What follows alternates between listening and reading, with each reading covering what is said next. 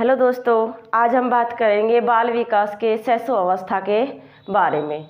शैशव अवस्था जिसका समय होता है जन्म से लेकर 6 वर्ष का समय माना जाता है शैशव अवस्था का। शैशव अवस्था बालक के जन्म के उपरांत की जो अवस्था होती है, यानी जन्म के बाद के तुरंत बाद की अवस्था को शैशव अवस्था कहते हैं। शैशव अवस्था की हम बात करें तो ये इन्फेंट शब्द से बना है। इन्फेंट जो है अंग्रेजी भाषा का शब्द है। इन्फेंट अंग्रेजी भाषा का शब्द है। इन्फेंट अंग्रेजी भाषा का शब्द है जिसका हिंदी रूपांतरण होता है शैशव अवस्था। इन्फेंट लैटिन भाषा के शब्द इनफेरी से बना है। इन्फेंट जो है लैटिन भाषा का एक शब्द है इनफेरी, जिससे इसकी उत्पत्ति होती है। इनफेरी जो शब्द है ये भी दो शब्दों से मिलकर बना है, एक तो होता है इन और एक है आपका फेरी। इनका अर्थ क्या होता है और फेरी का अर्थ क्या होता है? लैटिन भाषा के अनुसार इन और फेरी का अर्थ, इनका अर्थ होता है अयोग्य। इनका अर्थ होगा अयोग्य, फेरी का अर्थ होता है बोलना। इनका अर्थ हो जाएगा अयोग्य और फेरी का अर्थ होगा बोलना। अर्थात शैशव अवस्था जो होती है, शैशव अवस्था का अर्थ क्या होता है? बोलने की अयोग्य अवस्था कहा जाता है। बोलने की अयोग्य अवस्था, बोलने की अयोग्य अवस्था किस अवस्था को कहते हैं? शैशव अवस्था को कहते हैं। यानी शैशव अवस्था लैटिन भाषा इन्फेंट अंग्रेजी भाषा का शब्द है जिसका हिंदी रूपांतरण है शैशव होता है। इन्फेंट जो है लैटिन भाषा के इनफेरी से बना है। इनफेरी भी दो शब्दों से मिलकर बना है इनफेरी। इनका अर्थ होता है अयोग्य, फेरी का अर्थ होता है बोलना। अर्थात बोलने की अयोग्य अवस्था जो होती है बालक की, उसे हम शैशव अवस्था कहते हैं। यानी बालक के जन्म लेने के उपरांत की अवस्था को शैशव अवस्था कहा जाता है।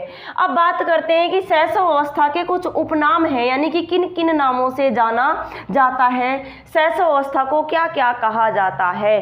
तो इसे हम कहते हैं जीवन का आदर्श काल कहते हैं। जीवन का आदर्श काल कहा जाता है शैशव अवस्था को। डायरेक्ट क्वेश्चन पूछा जाता है कि जीवन का आदर्श काल किसे कहा जाता है? तो जीवन का आदर्श काल कहते हैं हम शैशव अवस्था को कहते हैं। आगे हम चलते हैं तो इसे कहते हैं भावी जीवन की आधारशिला। भावी जीवन की आधारशिला शैशव अवस्था को कहा जाता है भावी जीवन की आधारशिला। आधारशिला यानी कि बालक की नींव, आधार होती है बालक की नींव। कहाँ से प्रारंभ होती है? शैशव अवस्था से प्रारंभ होती है, तो इसे हम कहते हैं भावी जीवन की आधारशिला कहते हैं।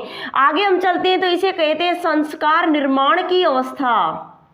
संस्कार निर्माण की अवस्था कहा जाता है। संस्कार निर्माण की अवस्था।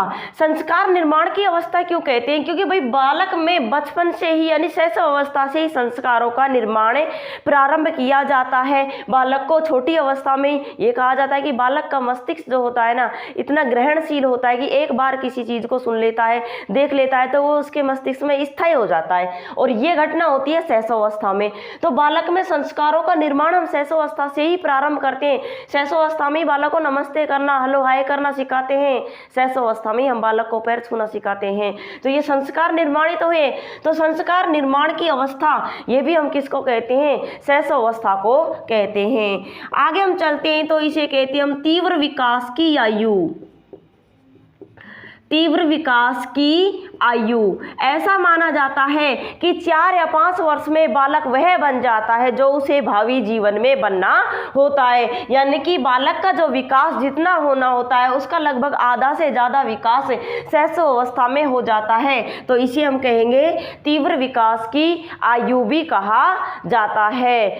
जीवन का महत्वपूर्ण काल कहा जाता है। शैशव अवस्था को जीवन का महत्वपूर्ण काल कहते हैं। जीवन का महत्वपूर्ण काल शैशव अवस्था को कहा जाता है, क्योंकि बालक जो होता है ना, इसका सबसे महत्वपूर्ण काल होता है शैशव अवस्था, यानी मनुष्य जीवन का जो प्रारंभ होता है शैशव अवस्था से, तो इसका महत्वपूर्ण काल माना जाता है शैशव अवस्था को। यहाँ बालक जो है शैशव अवस्था में भाषा का विकास अनुकरण के माध्यम से करता है, किसी भी कार्य को करना सीखता है, शारीरिक गतिविधि करना सीखता है, अनुकरण के माध्यम से सीखता है, तो इसे कहा जाता है अनुकरण की अवस्था। अनुकरण की अवस्था कहा जाता है। अनुकरण द्वारा सीखने की अवस्था या अनुकरण की अवस्था, या इसे कहेंगे अनुकरण द्वारा सीखने की अवस्था। अनुकरण द्वारा सीखने की अवस्था या अनुकरण की अवस्था कहा जाता है, क्योंकि बालक जो है अपनी भाषा का विकास, अपने शारीरिक गतिविधियों का विकास, यानी किसी भी कार्य को करना सीखता है अनुकरण के माध्यम से। दूसरा व्यक्ति जब उसको बताएगा, कहेगा, तो उसके कहे के अनुसार कोई व्यक्ति जब कार्य करता है तो उसे हम कहते हैं अनुकरण। तो बालक की भाषा का विकास, बालक के शारीरिक कार्यों का विकास, बालक की शारीरिक गतिविधियों का विकास अनुकरण के माध्यम से बालक करता है, तो शैशव अवस्था को हम कहते हैं कि अनुकरण की अवस्था भी कहा जाता है। शैशव अवस्था में बालक जो है वो खिलौनों से खेलना पसंद करता है, अपने मनपसंद के खिलौनों से खेलता है। क्यों? क्योंकि भाई बालक घर में रहेगा, घर से बाहर जाएगा नहीं, तो किससे खेलेगा? खिलौनों से। तो शैशव अवस्था को हम कहेंगे खिलौनों की आयु। खिलौनों की आयु, ये भी किसे कहा जाता है? शैशव अवस्था को कहा जाता है, यानी कि टॉय एज। क्या बोलेंगे इसको? टॉय एज, खिलौनों की आयु। जबकि खेल की आयु या गेम एज हम कहते हैं बाल्य अवस्था को, क्योंकि उस अवस्था में बालक घर से बाहर निकलना प्रारंभ कर देता है, घर से बाहर पड़ोसियों के बच्चों के साथ खेलने लगता है, तो हम कहेंगे खेल की आयु, बाल्य अवस्था को। लेकिन आपसे पूछा जाता है कि खिलौनों की आयु, क्योंकि बालक घर में रहेगा तो घर में खिलौनों से ही खेलेगा, तो हम किसे कहेंगे? शैशव अवस्था को कहेंगे खिलौनों की आयु, या क्या कहेंगे उसको? टॉय एज भी कहा जाता है। ये जो शैशव अवस्था जो होती है, छोटे बालक की आयु होती है, नवजात शिशु की अवस्था भी इसे बोला जाता है। नवजात शिशु की अवस्था, यानी बालक के जन्म लेने के तुरंत बाद की जो अवस्था होती है, नवजात शिशु की अवस्था भी इसे हमें कहते हैं। किसको कहते हैं? शैशव अवस्था को। क्यों? क्योंकि बालक जो है नया नया दुनिया में आता है भाई, तो वही क्या है? नवजात शिशु कहा जाता है। शैशव अवस्था को ही नवजात शिशु की अवस्था भी कहा जाता है। तो शैशव अवस्था एक बार फिर से देख लेते हैं। शैशव अवस्था जो है, जिसका समय होता है जन्म से लेकर 6 वर्ष का समय माना जाता है। शैशव अवस्था अंग्रेजी भाषा के इन्फेंट से बना है। इन्फेंट जो है लैटिन भाषा के शब्द है इनफेरी, इनफेरी से बना है। इनफेरी भी 2 शब्दों से मिलकर बना है, इनफेरी। इनका अर्थ होता है अयोग्य, फेरी का अर्थ होता है बोलना।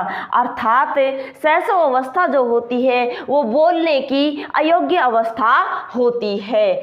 उपनामों की हम बात करें तो शैशव अवस्था को कहा जाता है जीवन का आदर्श काल कहा जाता है। दूसरे नंबर पे आते हैं तो भावी जीवन की आधारशिला, ये भी किसे कहते हैं? शैशव अवस्था को कहते हैं। संस्कार निर्माण की अवस्था कहा जाता है शैशव अवस्था को।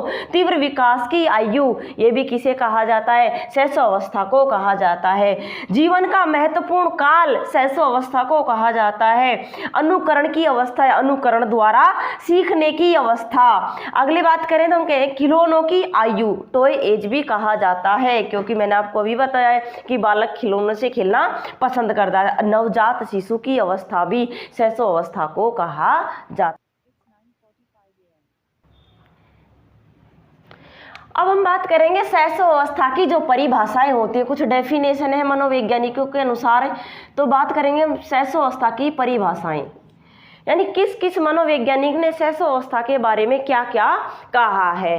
तो सबसे पहले हम बात करते हैं, एक मनोवैज्ञानिक आता है और मनोवैज्ञानिक का नाम है क्रो एंड क्रो। मनोवैज्ञानिक का नाम है क्रो एंड क्रो। ये व्यक्ति क्या कहते हैं? ये व्यक्ति कहते हैं कि भाई 20वीं शताब्दी जो है, 20वीं शताब्दी बालक की शताब्दी है। 20वीं शताब्दी बालक की शताब्दी है। कौन कहते हैं इस बात को? इस बात को कहते हैं क्रो एंड क्रो, यानी 20वीं शताब्दी बालक की शताब्दी क्यों है? क्योंकि ऐसा माना जाता है कि बाल विकास का सबसे ज़्यादा प्रारंभ या सबसे ज़्यादा प्रचलन 20वीं शताब्दी से माना जाता है। तो इसलिए हम कहेंगे कि क्रो एंड क्रो ने कहा है कि 20वीं शताब्दी जो है क्या है? बालक की शताब्दी है। याद कैसे करना है? याद पूरी परिभाषा नहीं रटनी। क्रो एंड क्रो 20वीं शताब्दी। क्रो एंड क्रो ने किसकी बात की थी? 20वीं शताब्दी की बात की थी। एक मनोवैज्ञानिक आते हैं हमारे, और मनोवैज्ञानिक का नाम है वैलेंटाइन। वैलेंटाइन क्या कहते हैं कि भाई शैशव अवस्था बालक के जीवन का आदर्श काल है। शैशव अवस्था बालक के जीवन का आदर्श काल होता है। बालक के जीवन का आदर्श काल है कौन सी अवस्था? शैशव अवस्था। यानी कि हम बालक का जो जीवन होता है उसका आदर्श काल माना जाता है शैशव अवस्था को।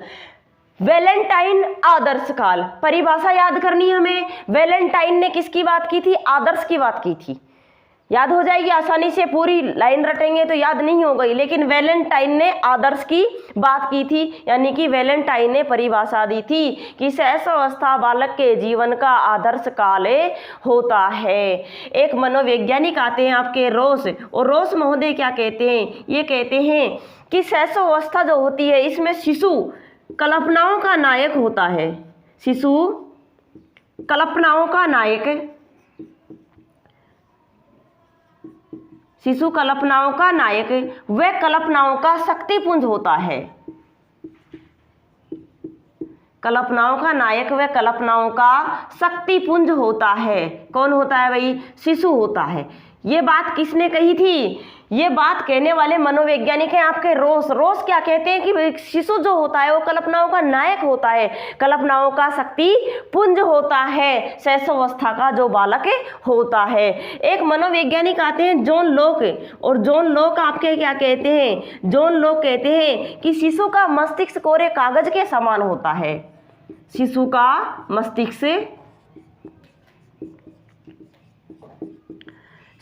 मस्तिष्क कोरे कागज के समान होता है।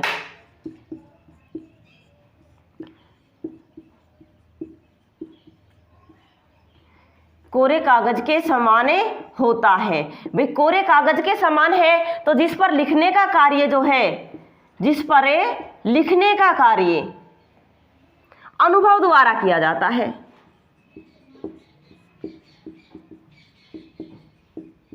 जिस पर लिखने का कार्य अनुभव द्वारा किया जाता है।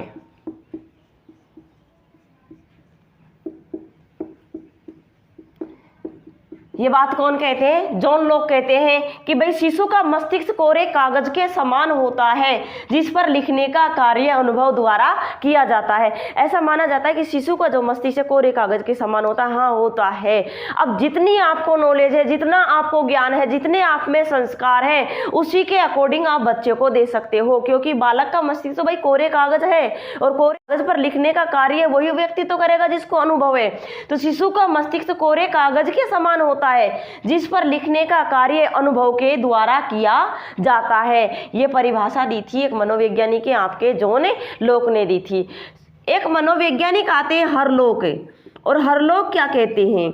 हरलोक कहते हैं कि भाई शैशव अवस्था जो होती है ये बालक के जीवन का खतरनाक काल व अपीली काल होता है। यानी कि शैशव अवस्था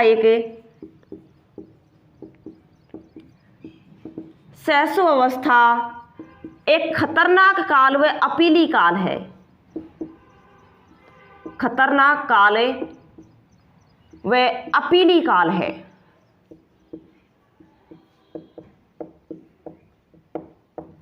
ये परिभाषा किसने दी है भाई? ये परिभाषा दी हरलोक ने। हरलोक क्या कहते हैं कि बालक का जो जीवन होता है यानी कि शैशव अवस्था ये क्या है? खतरनाक काल है, एक अपीली काल है।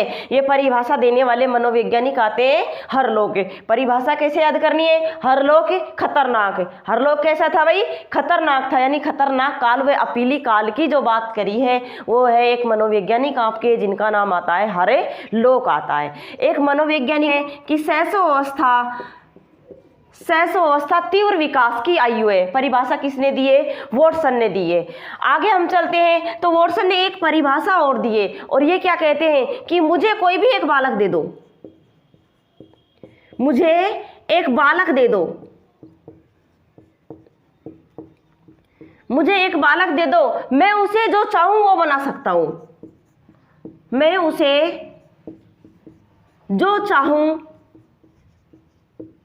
वो बना सकता हूं।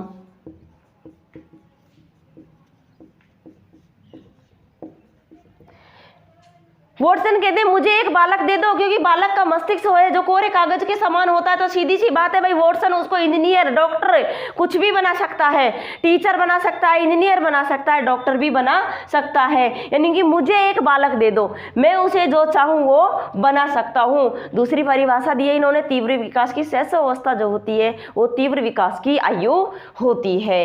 एक मनोवैज्ञानिक आते हैं आपके फ्रायड, और फ्रायड क्या कहते हैं? फ्रायड का मानना है, फ्रायड क्या कहते हैं? फ्रायड कहते हैं कि शैशव अवस्था भावी जीवन की आधारशिला है। शैशव अवस्था क्या है? भावी जीवन की आधारशिला होती है। यानी कि आधारशिला की बात किस मनोवैज्ञानिक ने की है भाई? आधारशिला की बात कर रहे हैं हमारे फ्रायड जो है। ये कहते हैं कि शैशव अवस्था जो होती है वो बालक के भावी जीवन की आधारशिला होती है। और एक परिभाषा दी है इन्होंने कि 4 या 5 वर्ष में बालक, कितने वर्ष की बात कर रहा है? 4 या 5 वर्ष की बालक बात कर रहा है। 4 या 5 वर्ष में बालक वह बन जाता है, वह बन जाता है जो उसे भावी जीवन में बनना होता है, जो उसे भावी जीवन में बनना होता है।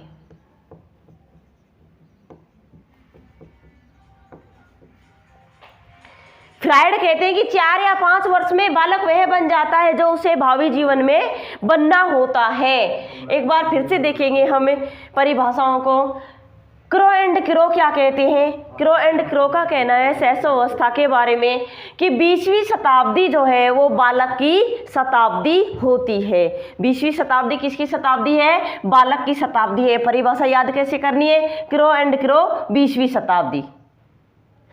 क्रो एंड क्रो कहते हैं कि 20वीं शताब्दी जो है किसकी शताब्दी है भाई? बालक की शताब्दी है। याद करना है, क्रो एंड क्रो 20वीं शताब्दी, क्रो एंड क्रो 20वीं शताब्दी की बात की थी। वैलेंटाइन क्या कहते हैं कि शैशव अवस्था जो है बालक के जीवन का आदर्श काल होता है। वैलेंटाइन आदर्श की बात करते हैं। वैलेंटाइन किसकी बात करते हैं भाई? आदर्श की बात करते हैं। रोज कहते हैं कि शिशु जो है यानी शैशव अवस्था का जो बालक होता है वो कल्पनाओं का नायक होता है, कल्पनाओं का शक्ति पुंज होता है। यानी शिशु कल्पनाओं का नायक है। ये बात किसने कही है? रोज ने कही है। यानी कि बालक को रोज आएगा तो क्या करेगा? वो कल्पना करेगा।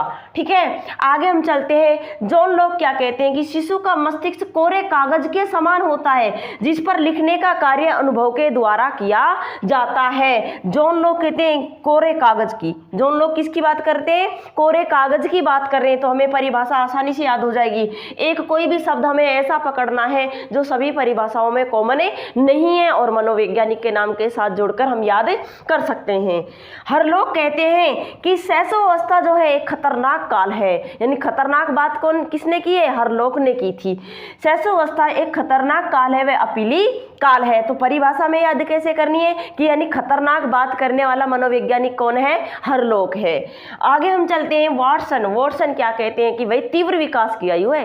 शैशव अवस्था जो होती है वो बालक के तीव्र विकास की आयु होती है। दूसरी परिभाषा देते हैं कि मुझे कोई भी एक बालक दे दो, मैं उसे जो चाहूं वो बना सकता हूं। इंजीनियर चाहूं तो इंजीनियर बना सकता हूं, डॉक्टर बनाना चाहूंगा तो डॉक्टर बना सकता हूं, और टीचर बनाना चाहूंगा तो एक अध्यापक भी बना सकता हूं। फ्रायड क्या कहते हैं? फ्रायड कहते हैं कि शैशव अवस्था बालक के यानी भावी जीवन की आधारशिला होती है। यानी कि आधार की बात किसने की? फ्रायड ने की थी। फ्रायड किसकी बात कर रहे हैं? आधार की बात कर रहे हैं। दूसरी परिभाषा इन्होंने दी है कि 4 या 5 वर्ष में बालक वह बन जाता है जो उसे भावी जीवन में बनना होता है। एक है आपकी Shrimati good enough good enough का मानना है कि 3 वर्ष में बालक यानी 3 वर्ष की अवस्था तक का जो बालक होता है वो अपने समग्र जीवन का आधा विकास पूर्ण कर लेता है। तभी तो हमने क्या कहा, इसको तीव्र विकास की आयु कहा, यानी कि 3 वर्ष में बालक जो है यानी संपूर्ण जीवन का आधा विकास कंप्लीट कर लेता है, आधे विकास को पूर्ण करता है। हैं शैशवावस्था की अभी हमने बात की थी, यानी कि शैशवावस्था क्या है, शैशवावस्था के उपनाम क्या क्या होते हैं और शैशवावस्था की परिभाषाओं के बारे में बात की थी। आगे हम चलते हैं तो एक मनोवैज्ञानिक है फ्रायड के अनुसार अगर हम बात करें तो फ्रायड कहते हैं कि ये जो शैशवावस्था होती है ना, ये बालक का निर्माण का काल होता है, बालक के निर्माण का काल माना जाता है शैशव अवस्था को। फ्रायड के अनुसार बालक का निर्माण काल कहा जाता है शैशव अवस्था को। शैशव अवस्था में बालक में रोने की क्रिया पाई जाती है, बालक में रोने की क्रिया करता है बालक, और ये रोने की जो क्रिया होती है इसके माध्यम से बालक एक संवेग की पूर्ति करता है और वो संवेग है क्रोध। शैशवावस्था में बालक रोने की क्रिया से क्रोध नामक संवेग को पूर्ण करता है। कौन सी अवस्था में? शैशवावस्था में। जन्म के समय बालक में जो क्रिया पाई जाती है जिसे हम कहते हैं क्रंदन की क्रिया पाई जाती है। जन्म के समय बालक में क्रंदन की क्रिया पाई जाती है जिसके माध्यम से बालक जो है क्रोध नामक संवेग को पूरा करता है। इस अवस्था में बालक, शैशवावस्था में बालक पर निर्भर होता है, बालक में पर निर्भरता पाई जाती है। पर निर्भरता क्या होती है? यानी बालक दूसरे व्यक्ति पर निर्भर करता है, माता पिता पर निर्भर करता है, परिवार के सदस्यों पर निर्भर, यानी स्वयं के काम बालक स्वयं नहीं कर पाता है। पर निर्भरता की भावना होती है बालक में, असहाय होता है, बालक असहाय होता है, यानी बालक खुद की सहायता खुद नहीं कर पाता, यानी कि स्वयं के कार्य स्वयं नहीं कर पाता है। शैशवावस्था के अंतर्गत बालक असहाय होता है, उसे दूसरे की सहायता की आवश्यकता होती है। आगे हम चलते हैं, जब बालक जन्म लेता है, शैशवावस्था का बालक भाई जन्म ले रहा है, जन्म लेगा तो बालक को वातावरण के साथ में समायोजन स्थापित करना पड़ेगा। यानी बालक जब जन्म लेगा तो बालक का जन्म लेने के साथ साथ यानी बालक बाह्य वातावरण में आता है तो उसे वातावरण के साथ में समायोजन स्थापित करना पड़ता है। अब बालक जब वातावरण के साथ समायोजन स्थापित करेगा तो उसको समस्या पैदा होगी। वातावरण के साथ में समायोजन स्थापित किया तो बालक को कठिनाई होती है, समस्या होती है, तो शैशवावस्था को कहा जाता है कठिनाई का काल कहा जाता है, कठिनाई का काल। जबकि हम बात करें कि जीवन का कठिन काल, तो जीवन का कठिन काल कहते हैं हम किशोर अवस्था को, लेकिन बात करेगा कि जीवन का कठिनाई का काल, तो कठिनाई के काल में आती है शैशवावस्था। क्यों कठिनाई का काल क्यों कहा जाता है भाई? कठिनाई का काल इसलिए कहते हैं क्योंकि बालक जब जन्म लेता है तो बालक को जन्म लेने के बाद वातावरण के साथ में समायोजन स्थापित करने में कठिनाई स्थापित होती है, कठिनाई महसूस होती है, तो इसे हम कहेंगे कठिनाई का काल कहते हैं। आगे हम चले, वातावरण के साथ समायोजन स्थापित कर रहा है तो इसे हम कहेंगे समायोजन की अवस्था, इसे कहा जाता है समायोजन की अवस्था। शैशव अवस्था को बालक वातावरण के साथ समायोजन स्थापित कर रहा है तो समायोजन की अवस्था कहलाएगी। बालक वातावरण के साथ समायोजन करने में कठिनाई हो रही है तो इसे कठिनाई की अवस्था भी कहा जाता है। शैशवावस्था, फ्रायड का मानना है, फ्रायड हमारे मनोवैज्ञानिक है और इनका मानना है कि शैशवावस्था में बालक में काम प्रवृत्ति की भावना पाई जाती है।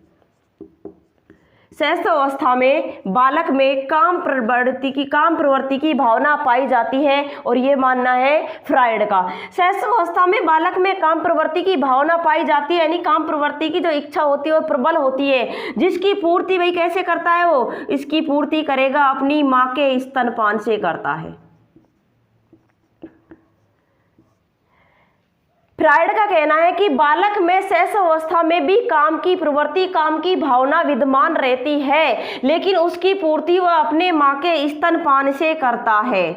कौन सी अवस्था में? शैशवावस्था में। जबकि शैशव अवस्था में बालक मित्रता नहीं करता है, ना समलिंगीय करता है ना ही विषमलिंगीय करता है।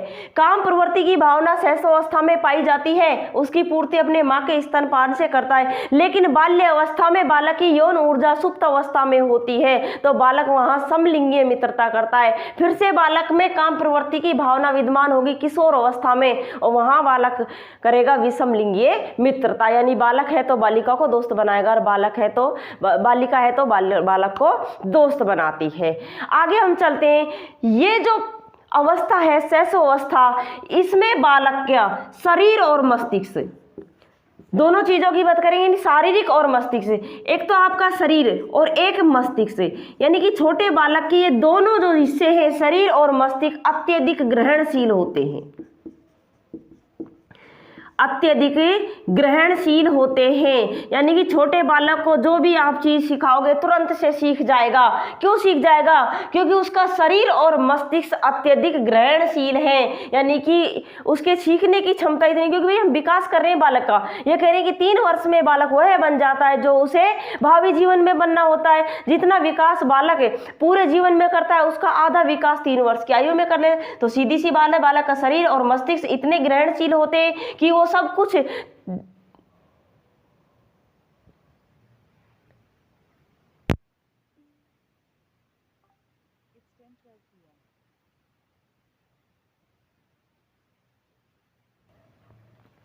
बालक का शरीर और मस्तिष्क अत्यधिक ग्रहणशील होता है शैशव अवस्था में।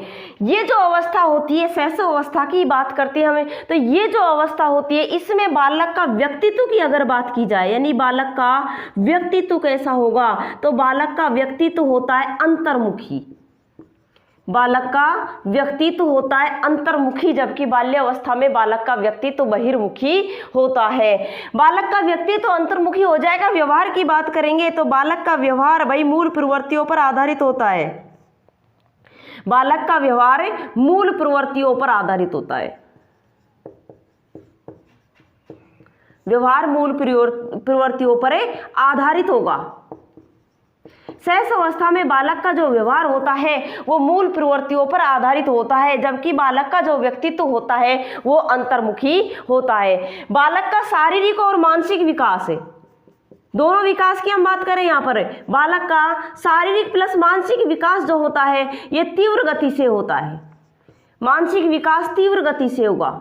शैशव अवस्था का बालक जो होगा उसका शारीरिक विकास और मानसिक विकास तीव्र गति से होता है, यानी कि मानसिक विकास और शारीरिक विकास में तीव्र वृद्धि होती है। शैशव अवस्था का बालक शारीरिक और मानसिक विकास तभी तो हम कह रहे हैं 4-5 वर्ष में बालक वह बन जाता है जो भावी जीवन में बनना होता है। क्यों? क्योंकि शारीरिक और मानसिक विकास दोनों कैसे होते हैं? तीव्र गति से होते हैं शैशव अवस्था के अंतर्गत। ये जो अवस्था होती है शैशव अवस्था की, ये संवेग प्रधान अवस्था होती है। कैसी अवस्था होती है? संवेग प्रधान अवस्था होती है। शैशव अवस्था को कहा जाता है कि ये संवेग प्रधान अवस्था है। शैशव अवस्था में बालक ना तो नैतिक होता है और ना ही अनैतिक होता है। बालक ना तो नैतिक होगा और ना ही बालक कैसा होता है? अनैतिक होता है। शैशव अवस्था के बालक की अगर विशेषताओं की हम बात करें तो पूछा जाता है बालक नैतिक होता है? नहीं होता है। बालक अनैतिक होता है? नहीं होता है। ना तो बालक नैतिक होता है ना ही बालक अनैतिक होता है। होता है तो सिर्फ नैतिक कार्य बालक करता है, तो स्वार्थ के वशीभूत करता है, स्व केंद्रित होने के कारण करता है नैतिक कार्य, वरना बालक ना नैतिक होगा और ना ही हम बालक को यहाँ पर इस कंडीशन में अनैतिक भी नहीं कह सकते हैं।